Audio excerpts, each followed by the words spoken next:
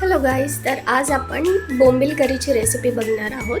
हिरव्या वाटणमध्ये ही बोंबील करी आपण बनवली आहे. खूपच टेस्टी होते. त्यासाठी मार्केटमधून फ्रेश बोंबील आणलेले आहेत आणि ते व्यवस्थित 3 ते 4 वेळा स्वच्छ पाण्याने आपण धुवून घ्यायचे आहेत.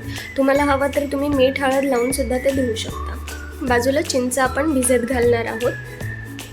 नंतर वाटण करण्यासाठी कोथिंबीर, खोबरं, आलं लसूण आणि सोबतच मिरची जाणार आहे याच्यामध्ये आणि एक छोटा टोमॅटो टाकायचा आहे. मी व्हिडिओ शूट करायला इथे विसरली आहे.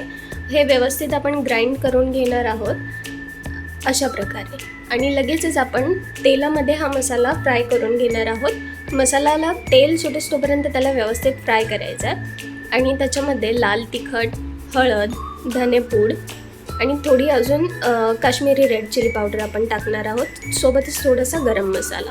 याला छान व्यवस्थित परतवून घ्यायचं आहे. चिंचेचा कोळ टाकायचा आहे आणि आपल्याला जशी ग्रेव्हीची कन्सिस्टन्सी हवी आहे त्याप्रमाणे आपण पाणी ॲड करून घेणार आहोत. सोबतच मीठ आणि याला छान एक उकळी काढून घ्यायची आहे. बोंबील हळूहळू त्याच्यामध्ये सोडायचं आहे आणि 2 ते 4 मिनटामध्ये बोंबील व्यवस्थित रेडी होतात. गॅस स्लो करून आपण त्याच्यावरती कोथिंबीर आणि थोडासा गरम मसाला टाकणार आहोत.